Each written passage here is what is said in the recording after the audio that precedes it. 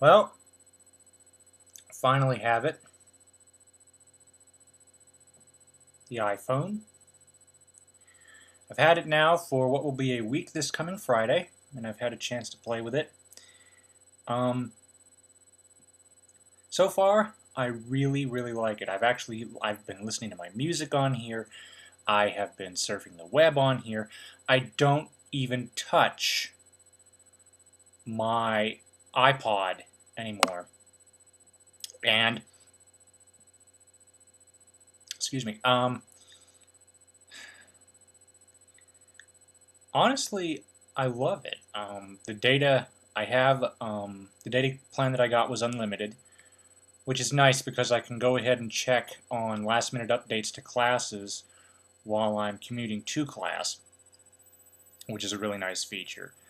The calendar on here is really just fantastic. Being able to back up to iCal so that you can have a secondary copy of your events for the day. It's just wonderful.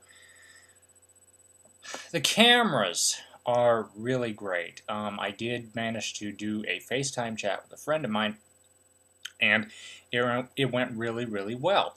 For those of you who are unaware of it, to put it simply, FaceTime is very, very similar to other voice over internet protocol internet telephone applications such as Skype.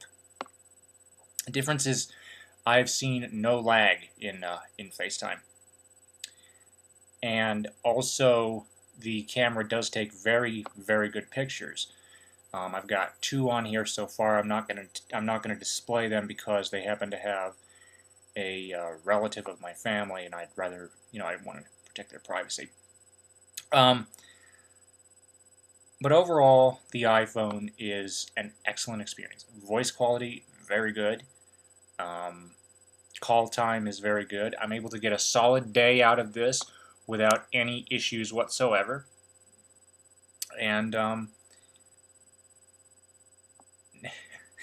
really don't know what else to say. I mean, it's just a fantastic device. This is my first iPhone, and I'm pretty sure it won't be my last.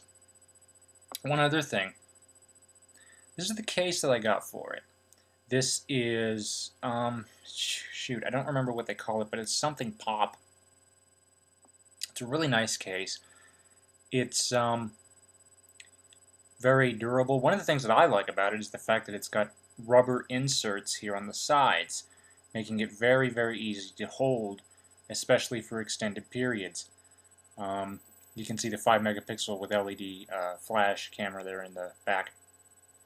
But it's just a very, very nice case. And also, I think it complements the phone rather nicely. I mean, the case is white, the phone's black.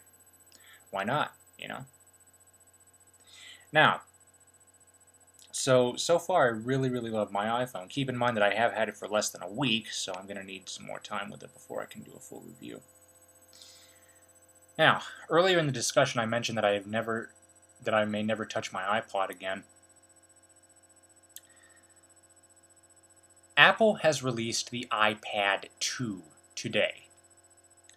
It's got a dual-core A5 chip, still running at 1 gigahertz, but word is it's up to 9 times faster on the performance front. I've seen videos from Engadget. It is as zippy as ever. I mean, it makes the old iPad look sluggish. Still the same 10 hours of battery life. You have a couple of new applications because you've got cameras on the front. You've got your camera application, obviously. You've got Photo Booth. You've got FaceTime. But a couple of applications I wasn't expecting. One of them happens to be GarageBand for the iPad and iMovie as well. And I'm wondering if this isn't hinting at something, because I should tell you. Average users, what do? They surf the web, watch YouTube videos, maybe do some light office work, but nothing super heavy. You've got iWork for the iPad for that. You have, Photo Booth. Essentially, I think what they're doing is they're very slowly getting the iLife suite over there. This version of the iPad has definitely convinced me to, I guess in a sense, make it my next Macintosh. And some of you are saying, well, the iPad still has to work with your Mac, with your actual MacBook itself. Yes, it does. But at the same time, OS X Lion, which is coming out this summer, is supposed to have a technology called AirDrop, which I'm almost sure we're going to see in iOS, which is going to make file synchronization, I'm sure, very, very easy between the two devices. The device itself is thinner and lighter. It's got a really cool, I don't know what they call it. It's a cover that magnetically attaches on the side, and you put it over the top of the iPad. It will send the iPad to sleep automatically. The second you lift it up, it'll wake it up. And this can also double as a stand for landscape, or is it landscape or portrait? Or just, I think it's just landscape, but that's fine to me because personally I'd prefer it in landscape orientation. And I think a lot of other people would probably prefer it that way too, because that's how Apple has designed it. But you put that together with a Bluetooth keyboard and a copy of iWork for the iOS, and I think that you honestly have a very honest-to-goodness solution for taking notes and doing light office work and other stuff that just the casual user would do every day. I don't see a need, depending on what the word is on file transfers, to really keep your desktop for day-to-day use. Now, granted, yes, you will need it, if you're into hardcore video editing, and some of you are probably going to scream at me, fail, because the iPad doesn't have Flash. I don't really care if it has Flash, to be honest, because let's think about it. What is Flash? 90% of it's just ads. And to be honest, those are ads I can do without. Also, with YouTube videos, a lot of websites have integrated YouTube links, and when you get one of those, you just click on it, and it'll open up the YouTube application. And remember, the iPad now has multitasking. So this is just my view, but I honestly think that for the day-to-day work of many computer users who can mostly consume media, I can very easily see you being able to leave your Mac at home, especially if you, and also if you have an iMac and you've been looking for something like a notebook to cart around, say you're a student, but you're not willing to give up the $1,100 price tag they're asking for the MacBook Air, or the $1,000 price tag. $499 for 16 gigs for the iPad, and if you're going to use it like me, and with me, for instance, what I plan to do is my music's going to remain on my iPhone, and it will sync with iTunes with my Mac on a regular basis. So I won't need my iPad for music. What I do plan to do is download some iPad-specific apps and synchronize those. Also, one of the other things I was thinking about was, I don't know if Apple's going to do this, but what would be nice is if you have a lot of iPhone-specific apps, you should be given the option to upgrade to the iPad-specific apps. That's the way I look at it.